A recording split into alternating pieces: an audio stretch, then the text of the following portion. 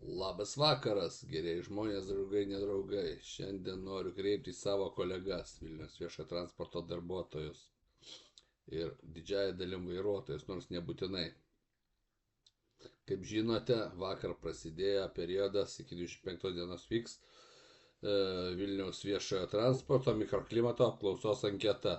Tai kam įdomu, prašau pažvelgti į tai rimtai, aš čia rimtai kalbėsiu, jeigu linksmai, tai nereiškia, kad nerimtai.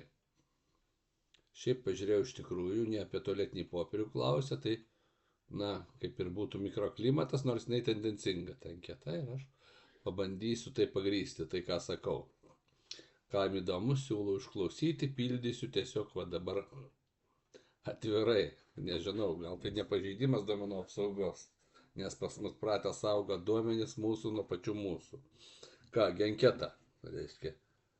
Pradžioje pažymiu duomenys apie save, kiek dirbu, kas toks, kokiam departamente, kad vyras ir koks amžius. Čia viskas aišku. Toliau šioje anketoje jums pateikiami teiginiai, prie kurių prašoma pažymėti jums labiausiai tinkančius atsakymus nuo visiškai nesutinku iki visiškai sutinku. Ir 4 atviri klausimai, kuriuos prašome pateikti trumpą atsakymą. Jums tinkantį atsakymą pažymėkite X. Pažymėkite tik vieną labiausiai tinkantį atsakymą. Kągi, bandysim. Pirmas, savo darbu prisidedu prie organizacijos sėkmės. Prisidedu, manykim, visiškai sutinku. Antras, teigiamai atsiliepia savo organizaciją, kalbėdamas su kolegomis, klientais, pažįstamas ir draugais. Tai čia toks, reiškia, daug ką mes pakalbam, bet reikia atskirti organizaciją nuo administracijos, nuo Vilniaus savivaldybės ir panašią organizaciją. Tai esame mes visi, vairuotojai, meistrai visi, šaltkalviai, valytojas, bet kas. Tai aš manau, kad aš pakankamai teigiamai atsiliepiu, nekalbant apie kai kurios asmenys ir kai kurios procesus. Tai manau, kad sutinku. Mano darbas skatina mane tobulėti. Bet kokia veikla skatina žmogų tobulėti, kai jis tą daro. Čia irgi sutinku. Tai rimti klausimai, sakykime. Aš žinau savo darbo tikslus. Visų mūsų tikslas tvarumas. Nei sutinku, nei nesutinku. Juokauju, sutinku. Tai žinau. Teikti keleivių pervežimą paslaugą. Tas klausimas, kaip tai daroma. Man patikimi svarbus darbai ir užduotis. Visiškai sutinku. Vežti pilną troleibusą ar autobusą žmonių yra atsakingas ir svarbus darbas. Man tinka mano darbo grafikas. Nei sutinku, nei nesutinku. Jis yra koks yra. Man patiktų gal namą daugiau sėdėti. Šioje organizacijoje jaučiuosi tinkamai vertinamas. Nei aš sutinku, nei nesutinku, nežinau, neįsivaizduoju. Atlyginimą gaunu, dirbu, už tai man moka. Organizacijoje jaučiu palaikančią darbo atmosferą. Visų palaikomas darbas, Sutinku, manykim. Mano darbo užduotis ir atsakomybių sritys aiškiai apibrėžtos. Manau, kad aiškiai. Žuva man įsisiautė, trukdys truputį.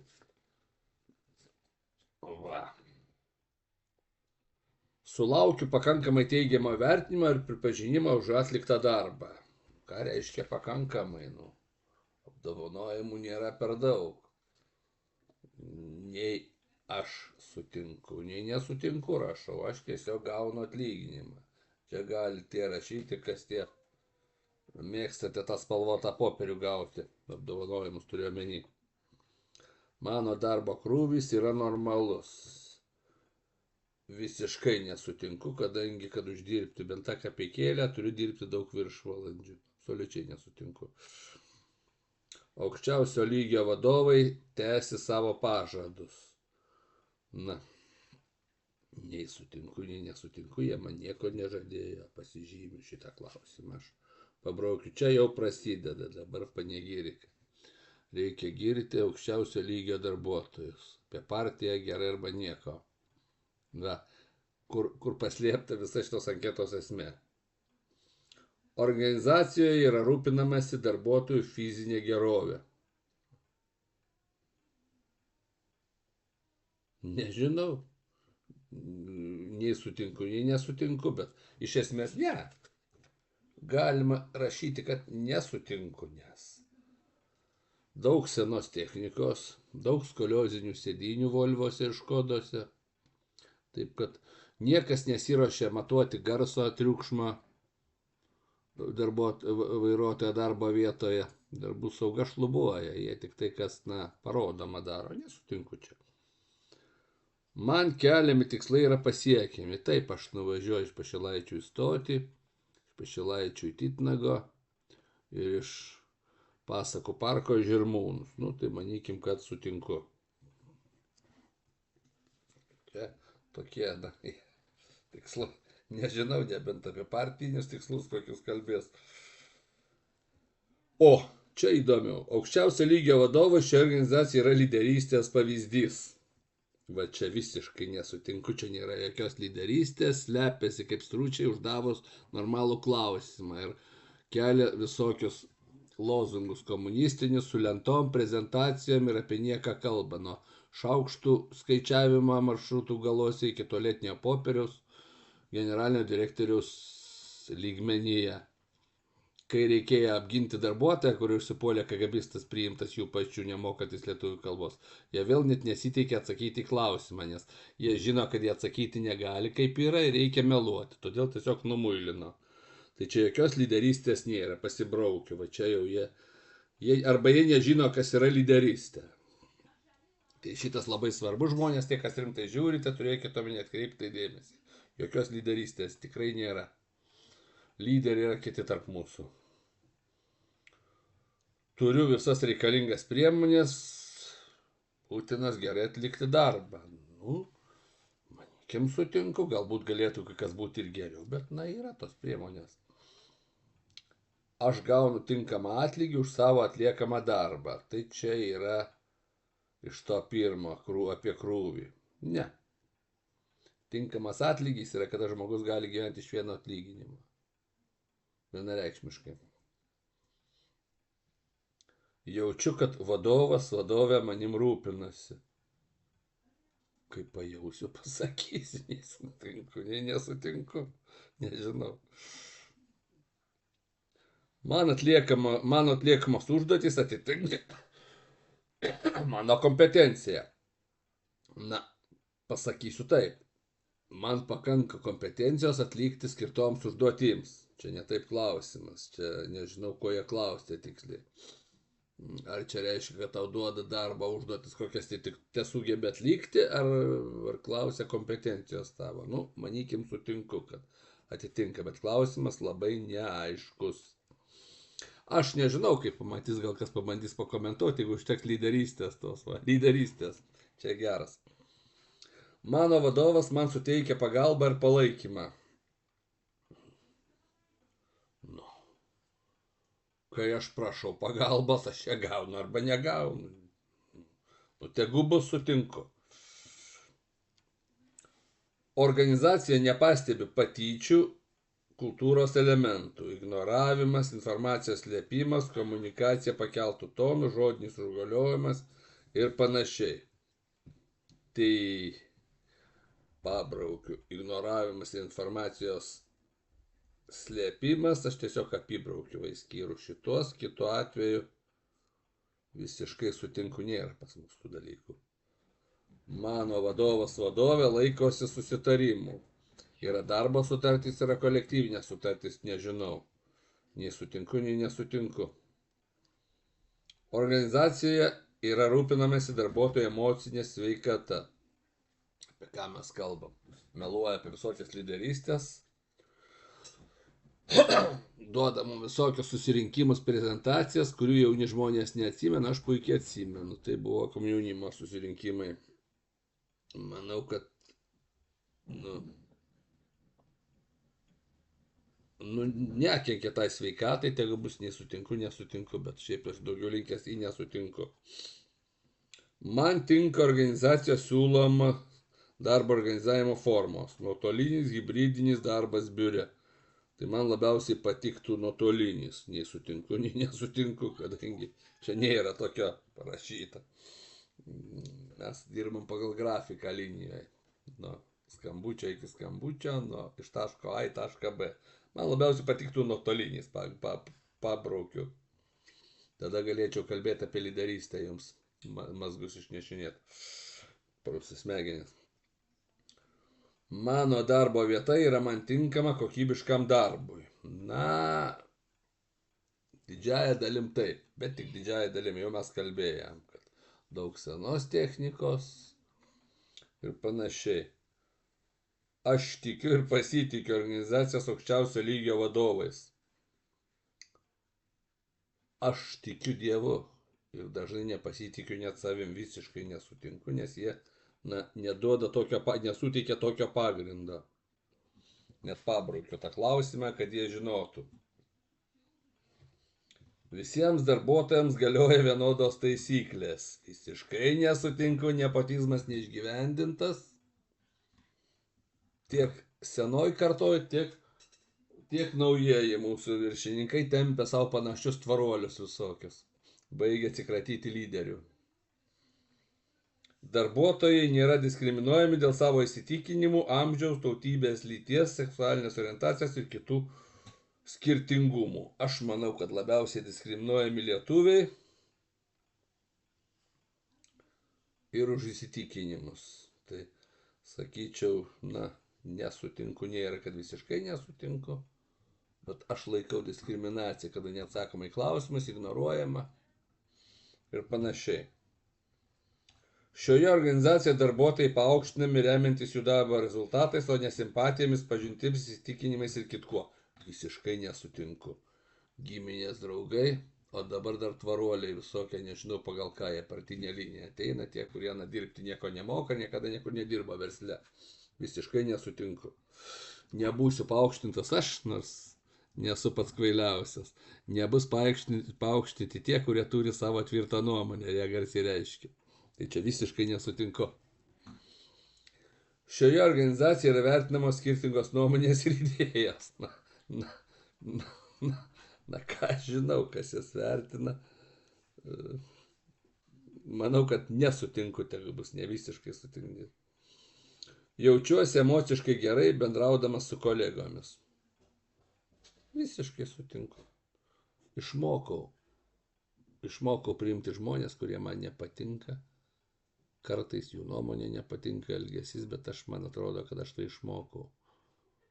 Jeigu kažką padarau ne taip, gaunu atkirtį. Taigi aš visiškai sutinku, kad aš puikiai jaučiuosi emociškai. Su visais darbuotojais šioje organizacijoje elgiamasi vienodai, pagarbiai, nepriklausomai nuo užimamų pareigų, amžiaus, tautybės, lyties, seksualinės orientacijos ir kitų ypatybių.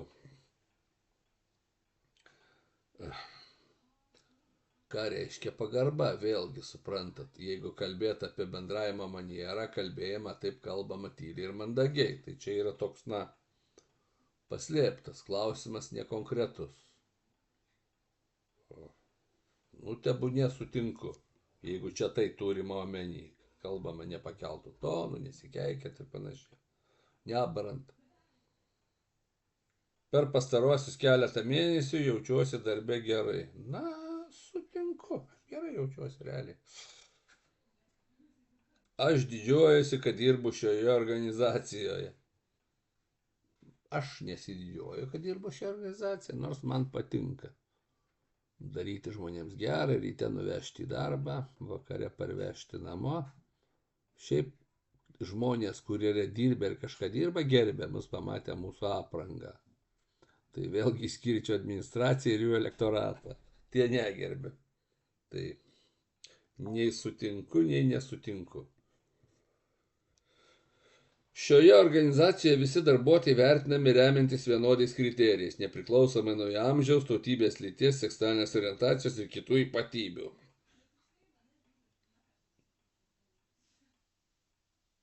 Nežinau, ką turime omeny.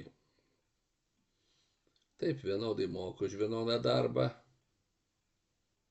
bet kiti punktai, ką kitą rodo. Nei sutinku, nei nesutinku. Neturiu ką atsakyti. Mano darbas yra prasmingas. Visiškai sutinku, jis labai prasmingas. Jaučiuosi šios organizacijos dalimi. Visiškai sutinku, esu jos dalis ir aš tai deklaruoju. Man patinka mano atliekamas užduotis. Sutinku, gal ne visada patinka, bet patinka. Man užtenka komunikacijos su savo vadovu vadove. Sutinku. Kas per daug tai nesveika. Jaučiu, kad mano įtampos ir streso lygis darbe nėra per aukštas. Sutinku, nėra. Visiškai. Jaučiuosi emociškai gerai bendraudamas su tiesioginiu vadovu. Sutinku, o ko čia man nesielgti, nesijausti emociškai normaliai. Dorai stengiuosi dirbti ir panašiai atlikti savo pareigas. Priimdamas sprendimus susijusius su mano darbu, vadovas išklausė, atsižvelgia ir į mano nuomonę. Sutinku? Sprendimus susijusius. Žiūrint, ką turi omeny. Ne. Buvo nuobaudos už nieką, man nedavė pasisakyti, netgi reikėtų visiškai nesutinku, parašiau nesutinku. Pakvietė į darbo kažkokį tą komisijos posėdį, kurį vėliau atšaukė, nes pabijojo, kad bus nufilmuoti. Ne, nieko panašaus, pabraukti reikia. Va, ir neaišku, kas priima tos. Čia labai geras klausimas, vertingas. Iš to, kokį vertimą gaunu, suprantu, kad esu organizacijai svarbus. Neša mano darbas ir kvalifikacija svarbus. Tai taip jau nei sutinku, nei nesutinku. Dėl savo ateities organizacijų jaučiuosi saugiai. Sutinku. Sutinku, nes niekas nenori dirbti sunkiai. Už menką algą. Man aiškus kriterijai, kuriais remiantis vertinamas mano darbas.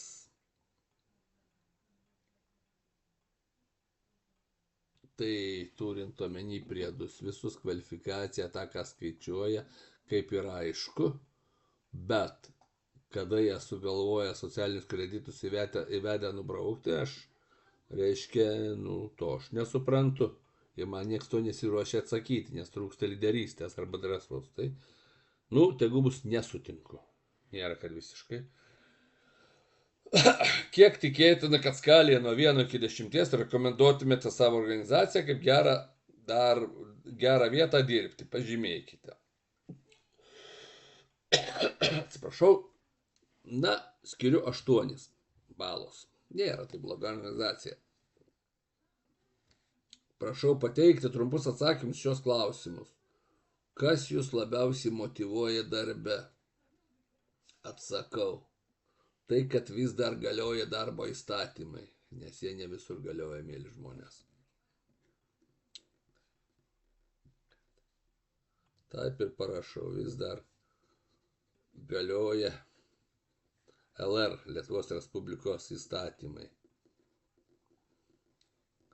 Statymai, darbo teisė. Va.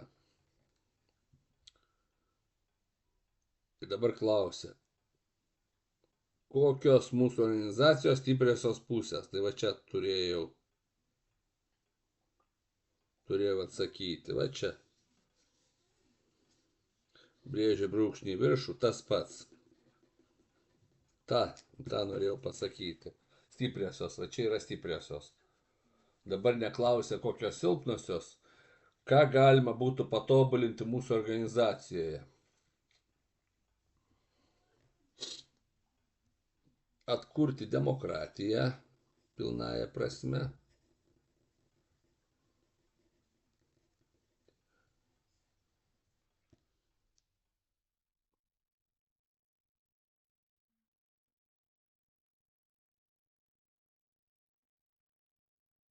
Aiškinti žmonėms, ypač vidurinės grandies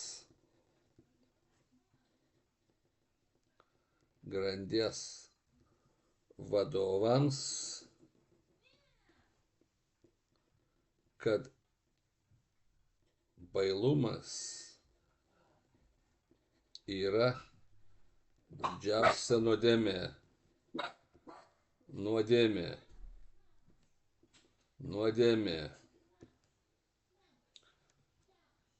Kokių papildomų motyvacinių priemonių norėtumėte gauti iš organizacijos? Tai atsakiau aukščiau.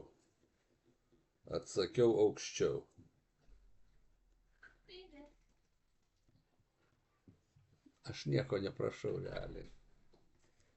Tai va, taip užpildžiau anketą.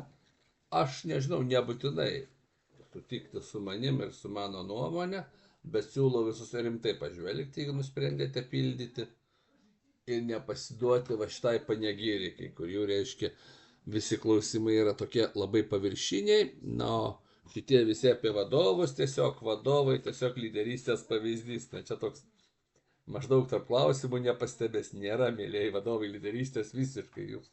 Arba jūs nežinot, kas jie yra, arba jūs nesat lyderiai. Tai kągi, visiems gero vakaro ir pildykim anketas. Rytoj iškilmingai mesiu į dėžę nunešęs. Ate.